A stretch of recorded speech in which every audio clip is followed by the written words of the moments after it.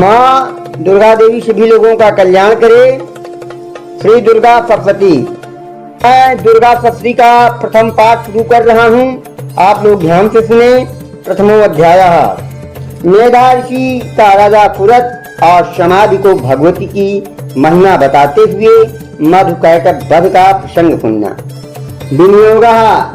ओम प्रथम चैतस्य ब्रह्मर्षि महाकाली देवता गायत्री छंद नंदा शक्ति रगदंडकालीजम अग्निसत्वम ऋग्वेदा स्वरूपम श्री महाकाली तीर्थस्थे प्रथम चरित्र जपे विनियोगः। ध्यानम्। ओम खड्गं चक्रगदेषु चाप परिघान् शूलं शिरः शङ्खं सन्दधतीं करस्त्रीनयनां सर्वाङ्गभूषावृतां नीलाशिमद्युतमाभपाददशकां देवी महाकालिकां यामास्तत्सपिते हरौ कमालजो हन्तुं मधुं कैशभम्। ओम नमश्चण्डिकाय। ओम ऐं मारिकण्डीवाद पावणी सुतन्वयो मनुकथ्यते अष्टमा निशामय तदुत्पत्तिं विस्तराद् गतोमं महामानानुभावेन यथा मनमन्त्राधिपा सा बभूव महाभागा पावणिस्तनयोरवि स्वारे चिशेन्तरे पूर्वा चैत्रवंशमुद्भवा स्वतोनां राजा भूतमस्ते चिन्मण्डले तस्बाल्यदाशन्य प्रजापुत्रो निवर्षाणा बहु शत्रुओ गोपाकोला विध्वंसिनस्तदा ताश्यतार भवति युद्ध मत प्रबल दंडिना निर्णयपतरुद्धे कोला विध्वंसिता स्वापुर्माया तो निर्देशादिपो भवन् आक्रान्ता वा महाभाग अस्तयस्तदा प्रबलार्भि आमात्यैर्बल दुष्टै दुर्बलस्तु आत्मनि कौशलबलं चावृतं तत्रापपुरीतता ततो मृग याभ्याजिन हित्वाम्या स भूपति एकाकी है मारी है जगाम गहनं वनं तत्रास्म मद्रासी दिद्विजवर्षमेधः प्रशान्तस्वापदाकेन मुनिशिष्योपशोभितं तास्थौ कञ्चित्कालं च मुन्नातेन पदकृतः एतस्य तस्य विक्रमस्त अस्मिन् मुन्मराश्मे चिन्तयेत्तदा तत्त्वमोत्ताकृतचेतना मत्पूर्वे पालितं पूर्वं मयाहीनं पुरं हि तत् मध्यभित्तैर्सद्वृत्ते धर्मता पालिति नम न जाने सा प्रधानो मे पूर्वाप्ति विरामदा मम वैर्वशम्याता काण्डुकान् पलप्ता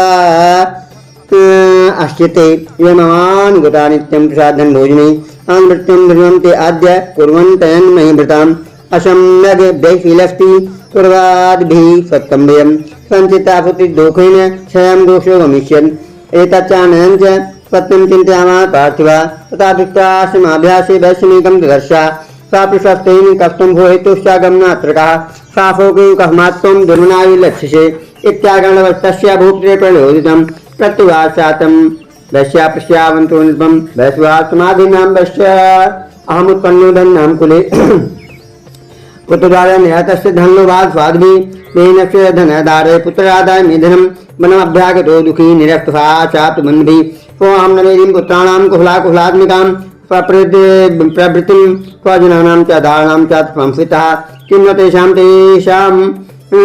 गृहं क्षेनं गम्य साम्प्रतं कथं ते किं सद्वृत्ता दुर्वृत्ता किं निषिता राजोवाच यन्नष्टो भवान् लालुब्धे पुत्रदाराद्भिर्धने तेष्किं भवतः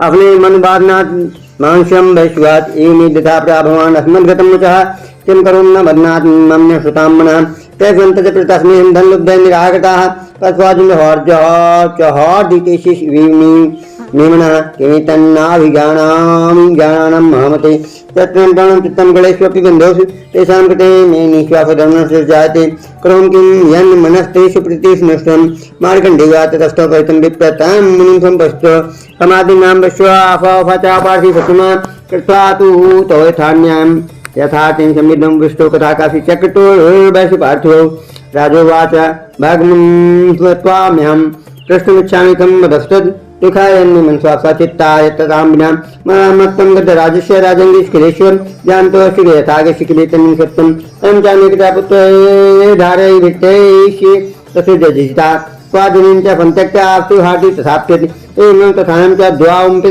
दुःखितौ दृष्टदोषे अपि विषयमोत्ताकृतमानसो तत्किनीतन्महाभाग्यन्मोहो ज्ञानोरपि ममाश्च भवति च विवेकान्तस्य मूर्ता दृष्टिवाज्ञानमस्तमस्त ज्ञानमस्त समस्तस्य जंतर विषय गोचरे विश्वस्य महाभाग्यात् चैवं पृथक् पृथक् दिवाना प्राणना केचिदात्रा बन्धात् तथा परे केचिद्वातः रात्रौ प्राणन्तु स्वदृष्ट्या ज्ञानो मञ्जा सत्यं किन्तु ते नहि केवलं यतो हि ज्ञान्या सर्वे पश्वचं मृगादया ज्ञानं च तन्मनुष्याणां यतेषां मृगभक्षणां मनुष्याणां च यतेषां तुल्यया मन्ये ततो भयो ज्ञाने अपि सत्पश्चातान् पतङ्गावताञ्चिषु कर्मोषा दूतान् मोहात् पीडये मानानां क्षुधा मांसामनि व्याघ्रे मां जामनुज व्याघ्रशाभिलाषा सुतान् प्रतिलोभात् प्रत्युपकाराय नन्यतान् किं न पश्येत् तथा ममर्तावर्ति मोहवर्ति बाधतां महामाया प्रभावेण संसार स्थित कारण तन्नाथ विस्मयाकारी योग निद्रा जगते महामाया हरिष्टिशतया सम्मोहितो जगत् ज्ञानी नामं चेतां देवी भगवती च अपराधा कृष्ण मोहाय महामाया प्रेक्षित त्रापि श्री विष्णु जगदे च चराचरं सहसा प्रसन्ना वरदानां भवत् मुक्तेश विद्या परमा मुक्तिर्हेतु भूता फनाफनी संसार बंध हेतु से सर्व न सर्वेश्वरेश्वरी राजोवाद भगवान का हिस्सा देवी महामाया भगवान का हिस्सा देवी महामाया त्यां भगवान भगवत कथम उत्पन्न सा कर्मा आस्याच किम देवी यत् प्रभावा चाव देवी यत् स्वरूपाय द्भुता स्वरमृद इच्छामि तत्व ब्रह्म धाम ऋषिवाद नित्य वाजगन मोह तेष्ट आफरमिदं तथम तथापि तत्समुत्पत्तिर्बहुधा सुतां मम देवानां काशि फिदर्ति मा भगवती सदा उत्पन्ने त्रालोके फानित्याभिधीयते योग निधाम यदा विष्णु जगते कान विक्रियावति विशेषम वेद कल्पन्ते भगवान पुरुषोत्तम पुरो घोरो विख्यातो मत काटव ब्रह्मण कर्म मधुद्भूत हंतुम ब्राह्मण बुद्धो स्वानाव कबले विष्णु स्तो ब्रह्मा प्रजापति दृष्टा ता पुरो चोग्रम प्रहोदम च नादम दृष्टा योग निद्राम तमे एकाग्रदय इष्टा प्रवोनाथ हरे हर नेत्र पितालयाम विश्वेपरिम जगदात्म विशेषंगार काण्यम निद्राम भगवती विष्णु प्लाम ते प्रभो ब्रह्मवाद तम को आत्म पुदातम हिम खडगारा पुरात्मा पुदात्मा चिन्नित्र त्रिधा मात्रात्मिका विष्ठा आत्माता नित्यानुचार्या विषयत में संध्या सावित्री तम देवी जन्य प्रातो यदारिते विष्णु तो यत प्रजते यत पालिते दिनमशन्ते च भरता विष्णुरूपतम स्थिरूपा च मान्यता अपने रूपांत जगतो विजगन्मय महाविद्या महामाया महामेधा महामृति महामोहा च भौतिक महादेवी महावदे परिदस्तम च हरो शिवनत्रे भवानी कालति महारति मोहराजिदान तम श्री मिश्री को मीनाक्षी बुद्धिर्बो लक्षणा जापुषि धातु सप्तम फांदी छंद्रे च खड़नी कुलनी गोरा गणित गणित तथा स्वर्ण चापनी बाण भुगुंडी पर गाविदा सौम्य सौम्य तरा से सौम्य बस सुंदरी पर अपराणाम परमात्मा परमेश्वरी एक की को चीज वस्तु सद्भदाक्लात्मके तो भरोसा आसक्ति सतम की मस्ती से यातो जगत सृष्टा जगत पाकेत यो जगत सो आप निद्रा समनीता का समस्तु निद्रा विष्णु को देख रहे हैं मैं हमेशा निद्रा करता तो आतास्तत्वम का अस्तु तुम सतमन देव सतम मित्रम प्रभावई सर्वद्वार देवी क्षमता मोहि तो द्वारा सर्वस्व मत कटवा प्रोधम जगतों में नियता मचोलक बोधक प्रजामन धन में तम आपरो ऋषिराज एवं सात दाता देवी ताम की तत्व बेता विष्णु पूर्णाथा नियंत मत कटवा नेत्रासनाथ का भाव हृदय अभ्यास तो है घोषा निर्गम दर्शन तब तो ब्राह्मण अभ्यक्त जन्म तब जगन्नाथ तब त्याम को जानना एकांगी आज्ञाया ननता फादा दृश्य चेतौ मत कटवा दुरात्मा नवद बीज विराय पराक्रम को दृष्टि क्षणम तुम ब्राह्मणम जंतो दमो समुत्ता तथा ताभ्याम युदे भगवान हरि पंचवक्ता प्राण भाव प्राण तावत बलवन्तो महामाया विमोतो उक्तवन्तो परवशमतो बृहत्यामत केशवम प्रिय भगवान वेता मध्य में तुष्टो मम मध्या उभावत किबन्यन ब्रणा तेता वद्य प्रथमम हिर्वाज वंताभ्यामिति तदा परमापो में जगत विलोकताभ्याम गतो भगवान कमलेशावाम जहि नियत्योरु फलेन प्लुप्तार हिर्वाज तथा उक्त्वा भगवती फंग चक्र गदावृता कृत्वा च चक्रणपात छिन्ने जग्नि शीतो एवं ताभयम् रामस्यादि व्याप्ति भूया शृण्वदां ते ऐम ओम प्रियचंडिकार अर्पणमस्तु। प्रिय दुर्गा देवी की जय। प्रिय मार्कंडेय पुराणे भगवान के मन मंत्रे देवी महात्म्य मधुगढ़ नाम प्रथमो अध्याय पूर्ण हुआ। जय माता दी मित्रों, माता भगवती आप सभी का कल्याण करे। नव दुर्गा की कृपा आपके घर में बरसती रहे। मित्रों, आज से हम दुर्गा सप्तशती का समस्त अध्याय इस चैनल पर उपलब्ध कराते रहेंगे। तो प्रारंभ करते हैं। दुर्गा सप्तशती प्रथम अध्याय। महर्षि ऋषि का राजा सूरत और समाधि देवी को महिमा बताना। महर्षि मार्कंडेय बोले, सूर्य के पुत्र संवर्णी की उत्पत्ति की कथा विस्तार पूर्वक कहता हूँ, सुनो। संवर्णी महामाया की कृपा से जिस प्रकार मनवंतर के स्वामी हुए उसका भी हाल सुनो। पहले स्वारोचित नामक राज्य था। वो प्रजा को अपने पुत्र के समान मानते थे, तो भी कोला विध्वंसी राजा उनके शत्रु बन गए। दुष्टों को दंड देने वाले राजा सूरत भी उनके साथ लड़ाई करने लगे। कोला विध्वंसियों की संख्या में कम होने पर भी राजा सूरत युद्ध में हार गए। तब वो अपने नगर में आ गए। केवल अपने देश का राज्य ही उनके पास रह गया। वो उसी देश के राजा होकर राज करने लगे, किंतु उनके शत्रुओं ने उन पर वहां आक्रमण किया।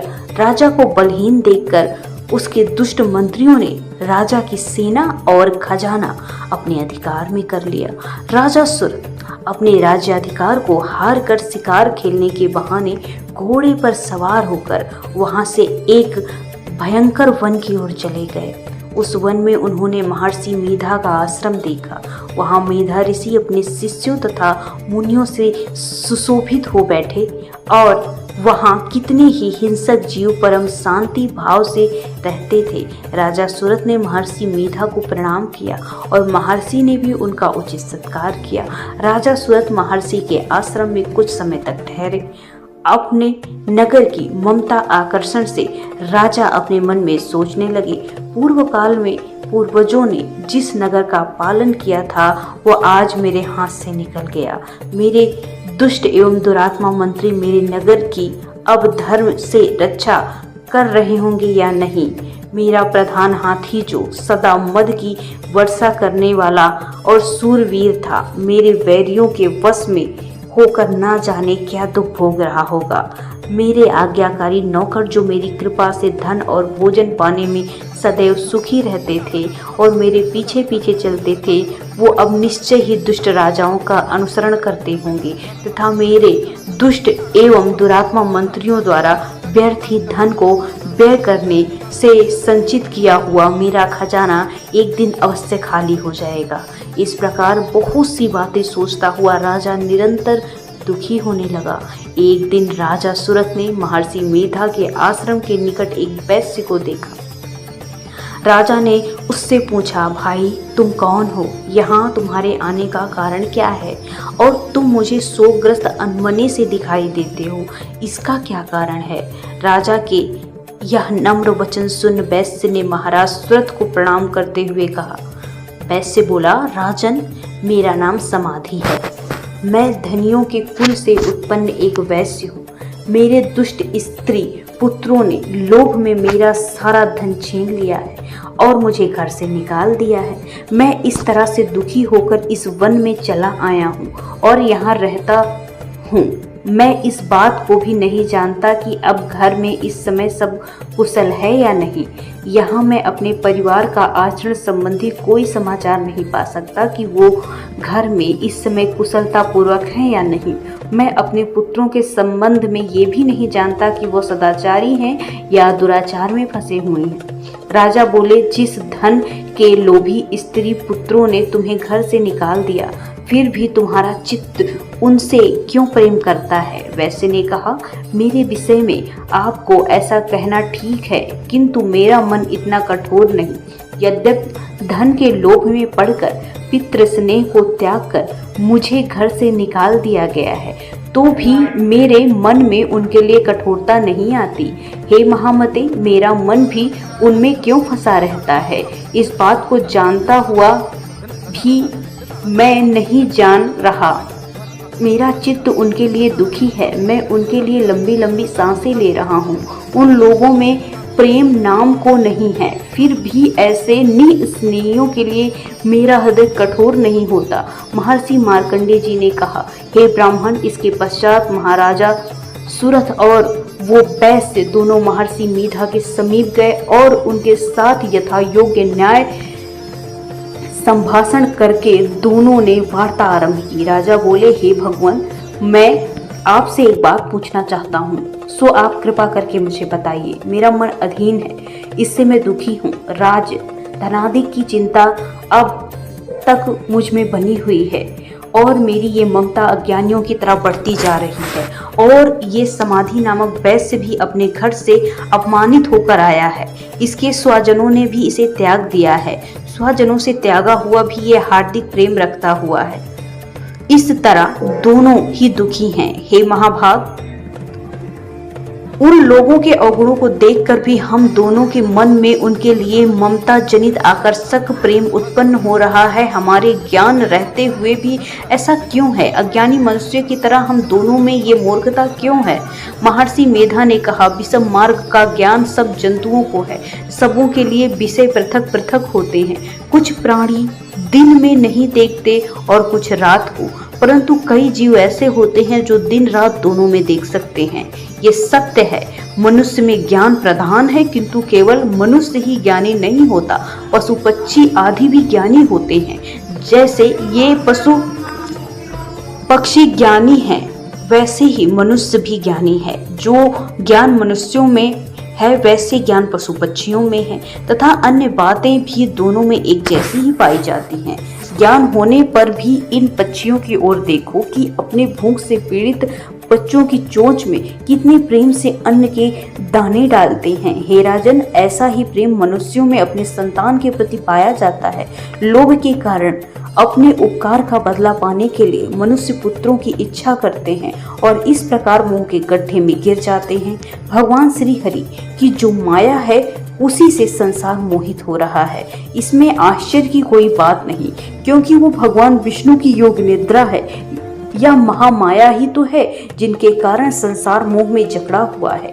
यही महामाया भगवती देवी ज्ञानियों के चित्त को बलपूर्वक खींचकर मोह में डाल देती हैं और उसी के द्वारा मनुष्य संपूर्ण जगत की उत्पत्ति करता है।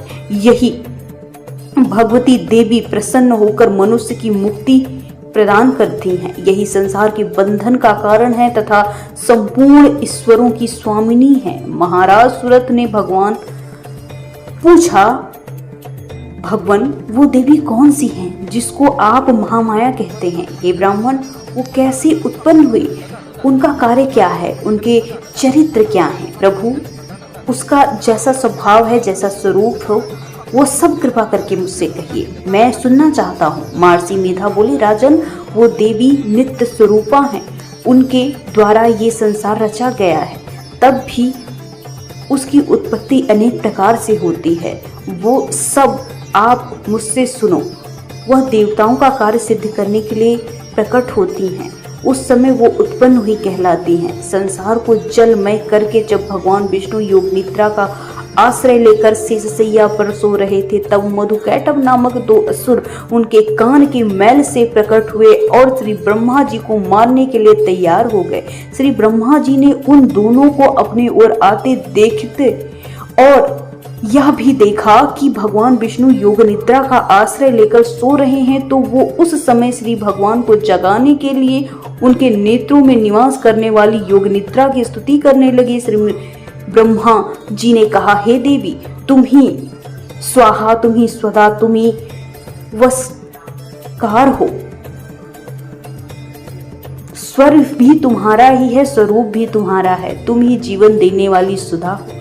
नित्य अक्षर प्रणव में आकार, उकार, मकार, इन तीनों में माताओं के रूप में तुम ही हो। इसके अतिरिक्त जो बिंद पद अर्धमाता है, जिसका कि विशेष रूप से उच्चारण नहीं किया जा सकता, हे देवी, वो भी तुम ही हो। हे देवी संध्या, सावित्री, परम जननी तुम ही हो। तुम इस विश्व को धारण करने वाली हो, तुम इस जगत की रचना करने वाली हो और तुम ही इस जगत का पालन करने वाली हो। तुम ही कल्प के अंत में सबको भक्षण करने वाली हो। हे देवी, जगत की उत्पत्ति के समय तुम सृष्टि स्वरूपा होती हो, पालन काल में स्थित रूपा होती हो और कल्प के अंत में संहार रूप धारण कर लेती हो। तुम ही महाविद्या, महामाया, महामेधा, महारात्रि, मोहरात्रि, श्री ईश्वरी और बोध स्वरूपा बुद्धि तुम ही हो। लज्जा, पुष्टि, तुष्टि, शांति और क्षमा भी तुम ही हो। तुम खड़ग धारणी, शूल धारणी, घोर रूपा तथा गदा, चक्र, शंख और धनुष को धारण करने वाली हो। बाण, भूसुंडी और परिघ, ये सभी तुम्हारे अस्त्र हैं। तुम सौम्य और सौम्यतर हो। यही नहीं बल्कि जितनी भी सौम्य तथा सुंदर वस्तुएं इस संसार में हैं, उन सब से बढ़कर सुंदर तुम हो। पर और अपर सब पे रहने वाली सुंदर तुम ही हो। हे सर्वस्वरूपे देवी, जो भी सा असत पदार्थ हैं और उनमें जो शक्ति है वो तुम ही हो।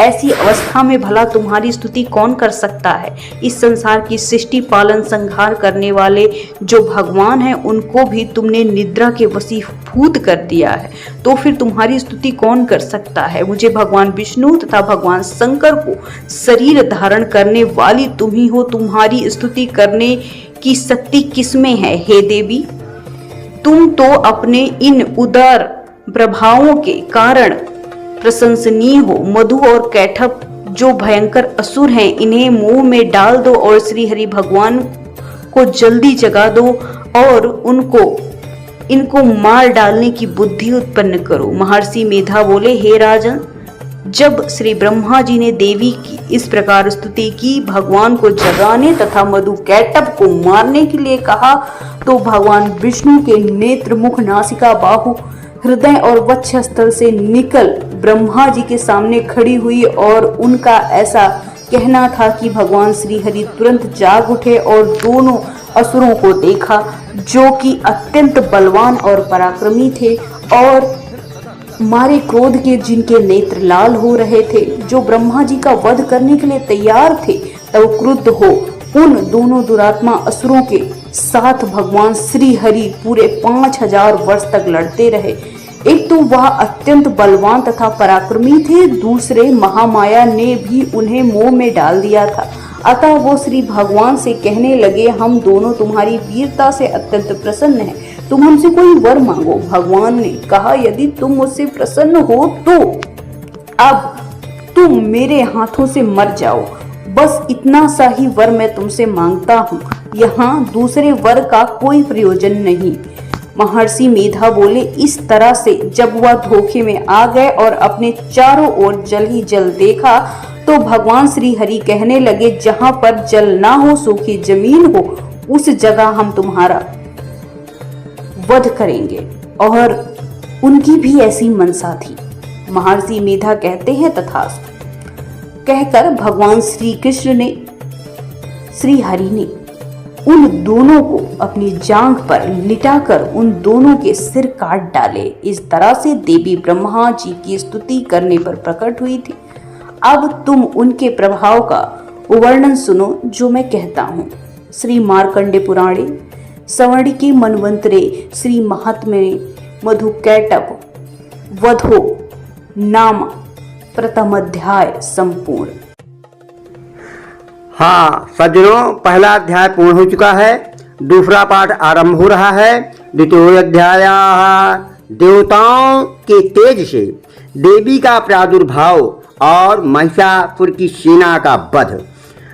विनियोग ओम मध्यम विष्णुषि लक्ष्मी देवता उष्णी छंदा शाकंभरी शक्ति दुर्गा बीजम वायु तत्वम यजुर्वेदा स्वरूपम प्रीमा लक्ष्मी वेदते मध्यम चरितवाड़े जपे विनियोग ध्यानम ओम अक्षस्त्रकवर्षुं गदेशकुल्पम पद्मम धनुष्कुंडिकाम दंडम भक्तिमसिं च चर्मजलम घंटाम पुराभाजिनम शूलं पापदर्शने दृष्टिं हस्ते प्रसन्नानां ते वैदिमर्दिनी महालक्ष्मीं परोजिष्टाम् ओम ह्रीं शिवा देवासुरं भोजयुद्धं पौर्णमब्धपुरं पुरामाभ्या पुराणामत्पे देवानां च पुरन्दरे तथा पुरर्महाबीज देवसैन्यं पराजयं जित्वा सकलान् देवानिन्द्रो भुवनमयि व्यापुरा तापरादित्या देवा पद्मे योनिं प्रजापतिं पुरस्कृत्य गतां तत्तयत्रेषगणोद्योताव्रतं तयोस्तदन्मयि व्यावृचेरितं त्रिदशा कथयामा पूर्देवाभिभवविस्तरं पूरेन्द्रागणनीलेन्दूनां यमश्वरणस्यान्येषां चाधिकारान् वामेवाधितिष्ठत्वर्गोऽन्यकृता पर्वेतीन्द्रिगणा भुवि चिन्त्यतामर्तामश्यन्तरात्मनाय तद्वाकर्तं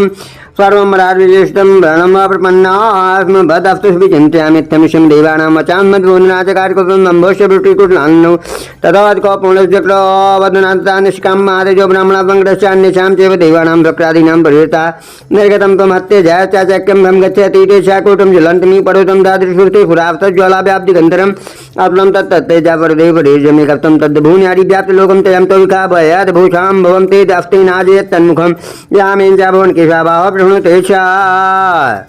सम्यक्तं योरुगमद्दं चन्द्रं चापद्वाणं च जङ्गोनितं मस्ते स्वाभुवा ब्राह्मणस्ते स्वापदोनाङ्गुल्यवर्गते स्वासूनां च कराङ्गुल्या कौबैरेण च नाशिका तप्याप्तदान्ता सम्भूता प्राजापत्नीं निचित्ते च नयन्त्रीतरं जग्गिता पावक्ते च मृगोचा बन्धुवप्ते च प्रणोनान्यस्यान्ये साम च देवानां च संभक्ते स्वां सुतमा तथा समदेवानां तेजोराशिमुद्मां ततां विलोकमुदं प्रापुन्मरामशारिता पूर्णं पुलाद् विनिष्कृत दौ तस्य विनाग्रिचक्रं तत्मान् कौलाशमुत्पात् चक्रभङ्गं च प्राणाशक्तिं तदा तस्य उदावना मातुं दात् भं त्वाचापं बाण पुणे तस्य देवजिन्दाभमुदपाद्य कुलपाद मराधिपाद दो तस्य प्राप्तो घण्टामरावतात् कदात् गजाता काल दंडावमोदंडम पापं चां पदोद प्रजापति वस्तस्मलं तदो ब्रह्मा कमलं समुद्रोम कुबे निजटमिन व्याक्रा काल दत्वान कटयम तास्यावाचन चलनिर्मलं शिरोदास्तामलं हरमते ताम्र चूड़ामलं तथा दिव्यं कुंडले कंटकां चार्दने चंदनं तासेवो ब्रह्म केवरांशुर बाहु नुब्रविम लो तद्वद ग्रव्याक मनोत्तमांगुली करत्नान समस्ता संगुली शाभिषुकर्म तदोत से प्रथम चार निर्मलम आवतानिक रूपांतर आवेदन ममलान पंगजाम मालम फिरसी ओ रशि चावरम अधा जल देव तस्य पंगजम चात भुवनम हिमवानमानम सिंहरत्नानुदान च दा पुण्यम बोध्यापान पात्रम धनादिका फिवस्य अपरनागिसु आमल विभूतम नागरम तस्य दत्ते या पृथ्वी नाम अन्य पुरदि विपुणरायुध तथा सम्मान दाना रुचि पाठापुण्य तपसानंद भुवन के तस्मा पूर्तम नमामा यतात्मयता तद्वब्धमान भूच शुभ सकला लोका समुदास कंबरे चाल वफदा चिल सकलास महिद राजा देवास मुदाता मुचि तिंग वाहिनी तुष्टुर मुने भयाचैनाम भक्ता अमर्तम मूर्तया दृष्ट्वा समुदम दृष्टावमफ्तम संशुद्धम तेलोकम अमरावृयाफन्नता किल्पन्यं दुरुदासा आगमेदित कुरुदा भाष्मैषाप्रा विधावतम रब्धं सवेर फुलेब्रता प्राधर्तुदिम व्याप्त लोकम त्रयंता विखापात कंटन नद्मं कुरुलालिकाम्बराम शोभिता शेष पातां तनुष्यान् पुनीन्ताम् दोषोवत् प्राप्तं समताद्यापं तं त्रिशोपवृत्ते युद्धं तया दिव्या पुराजुषां प्राप्त्य त्रिभुवनां मुक्तरादीपिते दिगंतरम पुरुषेना निफाचिक्षुराख्यमाप्रा योधे चामर्फाचान्ये फा चतुरंग बलानिता रत्नामित काडविरोध प्राख्यमाप्रायुतायुतानं प्राप्तं महानुमंचावत भीष्णीतरफ्लुमामाप्रा आयुतानां पदघाटविर्वापकुल युद्धे रणगज्वा प्राप्तो गैरनिके प्रभाता प्रतोरथानां कोट्या च युद्धे तमिनुद्य बडालक्ष्योचारं पंचावत वृत्तायुते युद्धे वैंग्यो तत्र रथानां प्रभातान्ये च तत्र उत्तरोरत्नागैर्विरा युद्धे वैंग्यो देव्या पादत महापुरा कोट कोट प्राप्ते रथानां दन्दिनां तथा हयनां च वृत्तयुद्धे तथा वनमंशाप्रा तोम्रबिन्द बालशक्तिभिर्मूलैः तथा युद्धे वैंग्यो देव्या खड्गे पटुपट्टिभे केचित् व्यक्ति के चित्तां फाम तथा परे देवी खनंग प्रारभते ताम हंतुम पजकनाभा देवी सप्तान सप्तान अफ्तान चंडिका लेलिए प्रच्छन्न जाफ्ता आफ्त वर्षणियाना अफ्तान्या देवी अफ्तुयमना फुहति मुमोचा फुर देवी सप्तान अफ्तान चिवृति स्वप्रकृत देवी प्लटो दिव्यमान किवृति चजावृ पन्ने फुने सुयु उरावना निश्वासान मु मुचे याश युद्ध मने रणंबिका तावे वद्या समुतागड़ा अवत प्रतायो युधे हफ्ते परिश भीर बिन्नी पालिश पट्टिसे नाव्यंतो सुरगणान देवी शक्ति ओ अपरिहिता अवादन पढ़ा पढ़ान गड़ा पंखा तथा प्रेम दंगने तथा मने तस्मीर मोतो स्ववेत तो देवी त्रिशूल गदा भक्त इष्ट भी गा खड़गाद विश्व सत्सु निजघन महापुराण पात्या माफ चैवान्यान घंटा फन विमोहना फ्रन उपाफिन बधन्मा चान्यान कठोर केची दुधा किताब तीक्षणे खड़क पाता स्थिता परे विभोता निपातिन गद्याभूप क्षेत्रे विमुच केची दुधन मुस्लिम दुष्मता केची निपता भूमि भिन्ना फूले निक्षप निरंतर अवरोधन करता केची द्राजरे अश्चिनान कर्णा प्राणा मुमुई चिरी द्वारना केशम भाव अचिन्ना साचिन गिवा तथा परे फिरान पिते और निशामन्नी मध्य व्याता विचन जंगास्ता परे पितुर्भ्या मापुरा एक की बाहु चरणा केची दिव्य दुधाकटा चिन्ने अपिचान्य फिरिक्षी प्रत्यापुनिरुत्थिता कवंदायु दुर्दिव्याग्रेत पन्मायुधाननत्पाच परि तत्र योद्धे तोर्याल्य फृतः कवंद्वा छिन्नकृत्वा खडक वक्त इष्टपण्या तिष्ठ तिष्ठेत भासन्तो देवी मन्नी महापुरा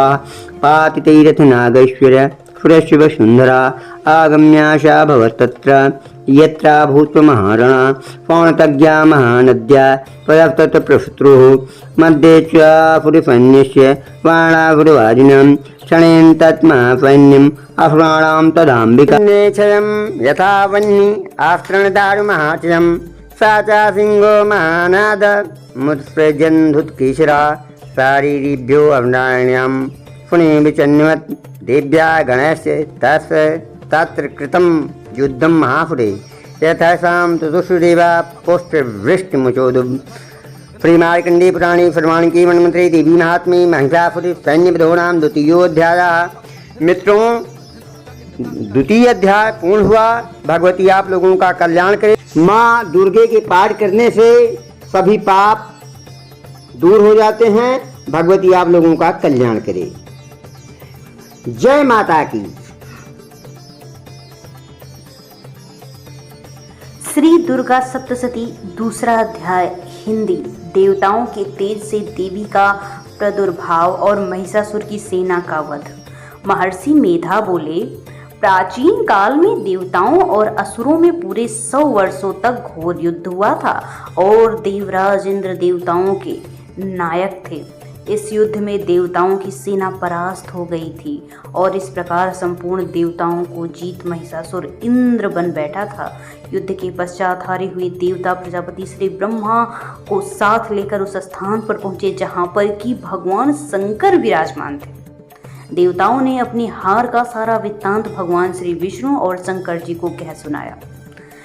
वो कहने लगे कि हे प्रभु महिषासुर, सूर्य, चंद्रमा, इंद्र, अग्नि, वायु, यम, वरुण तथा अन्य देवताओं के सब अधिकार को छीनकर अधिष्ठता स्वयं बन बैठा है। उसने समस्त देवताओं को स्वर्ग से निकाल दिया है। वो मनुष्यों की किसी तरह पृथ्वी पर विचर रहे हैं। दैत्यों की सारी करतूत हमने आपको सुना दी है और आपकी शरण में इसलिए आए हैं कि आप उनके वध का कोई उपाय सोचें। देवताओं की बातें सुनकर भगवान श्री विष्णु और शंकर जी को दैत्यों पर बड़ा गुस्सा आया। उनकी भौहें तन गई और आंखें लाल हो गई। गुस्से में भरे हुए भगवान विष्णु के मुख से बड़ा भारी तेज निकला और उसी प्रकार का तेज भगवान शंकर, ब्रह्मा और इंद्र आदि दूसरे देवताओं के मुख से प्रकट हुआ। फिर वो सारा तेज एक में मिल गया और तेज का पुंज वो ऐसे दिखता था जैसे ज्वलायमान पर्वत हो। देवताओं ने देखा कि उस पर्वत की ज्वाला चारों ओर फैली हुई थी।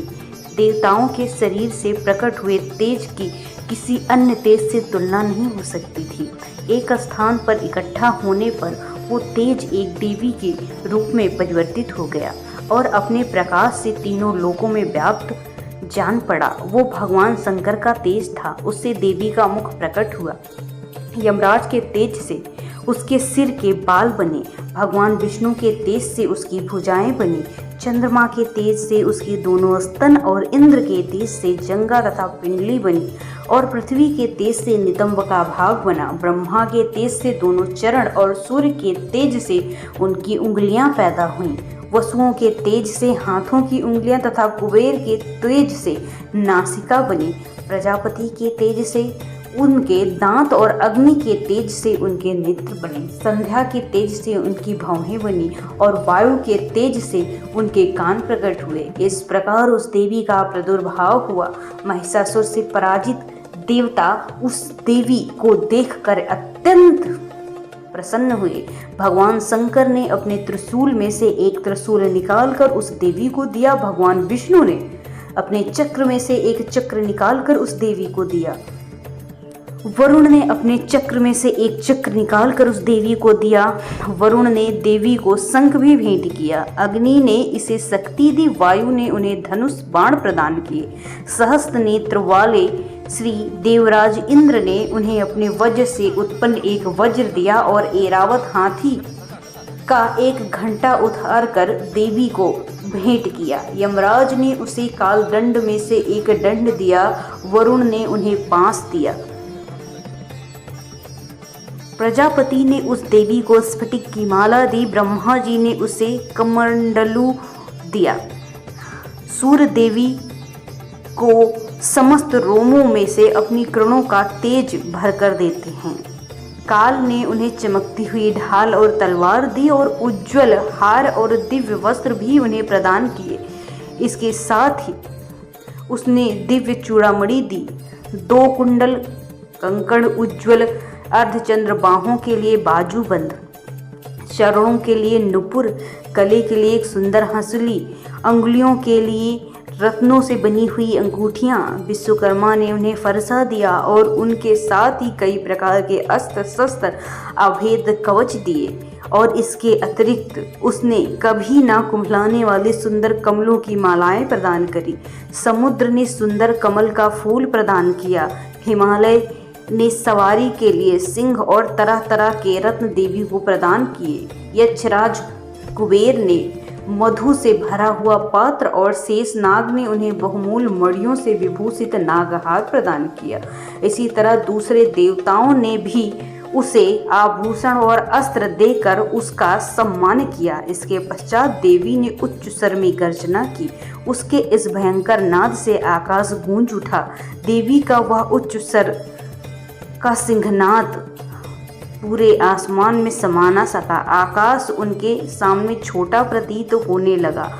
उससे बड़े जोर की प्रतिध्वनि हुई, जिससे समस्त विश्व में हलचल मच गई। समुद्र कांप उठे, पृथ्वी डोलने लगी, सब के सब पर्वत हिलने लगे। देवताओं ने उस समय प्रसन्न हो सिंह वाहिनी जगन्मयी देवी से कहा, देवी तुम्हारी जय हो। इसके साथ ही महर्षियों ने भक्ति भाव से विनम्र होकर उनकी स्तुति की। संपूर्ण त्रिलोकी को शोकमग्न देखकर दैत्यगण अपनी सेनाओं को साथ लेकर और हथियार आदि सजाकर उठ खड़े हुए। महिषासुर के क्रोध की कोई सीमा नहीं थी। उसने क्रोध में भयंकर सिंह नाद करते हुए ये कहा कि ये सब उत्पात क्या है।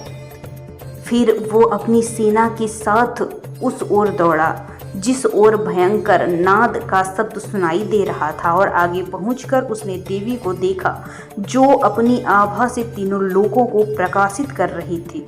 उसके चरणों के भार से पृथ्वी दबी जा रही थी, माथे के मुकुट से आकाश में एक रेखा सी बन रही थी और उनके धनुष की टनकोर से क्षुब्ध हो रहे थे सभी लोग। देवी अपनी सहस्त्र भुजाओं को संपूर्ण दिशाओं में फैलाकर खड़ी थी।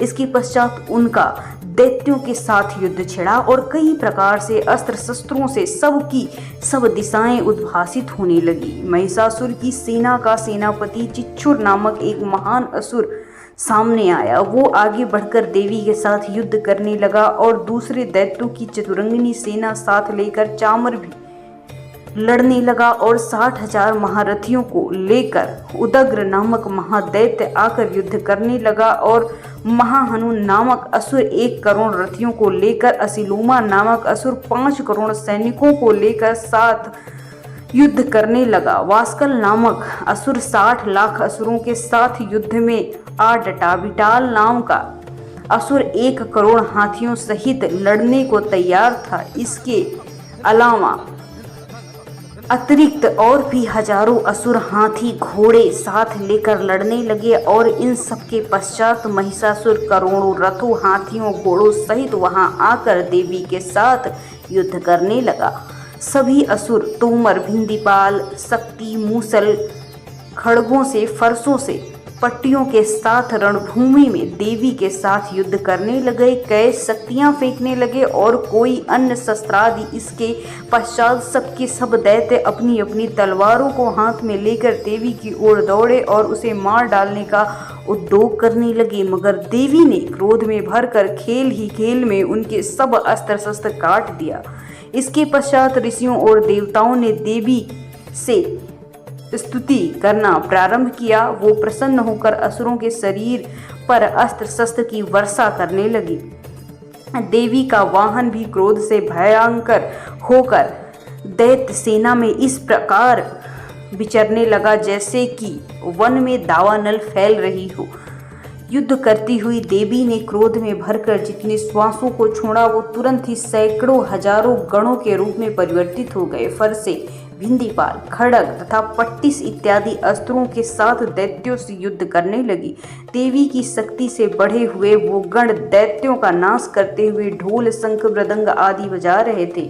तदंतर देवी ने त्रिशूल, गदा, शक्ति, खड़ग इत्यादि से सहस्त्र असुरों को मार डाला। कितनों को घंटों की भयंकर आवाज से यमलोक पहुंचा दिया। कितने ही असुरों को उसने पास में बांधकर पृथ्वी पर धर घसीटा। कितनों को अपनी तलवार से टुकड़े टुकड़े कर दिए और कितनों को गदा की चोट से धरती पर सुला दिया। कई दैत्य मूसल की मार से घायल होकर रक्त वामन करने लगे। कई शूल से छाती फट जाने के कारण पृथ्वी पर लेट गए और कितने बाण से अपनी कमर को तोड़ते हुए देख पा रहे थे। देवताओं को पीड़ा देने वाले दैत्य कट कट कर मरने लगे। कितनों की बाहें अलग हो गई, कितनी की ग्रीवाएं अलग हो गई, कितनों के सिर कटकर दूर भूमि में लुढ़क गए, कितनों के शरीर बीच से कट गए, कितनों की जंघाएं कट गई और वो पृथ्वी पर गिर पड़े।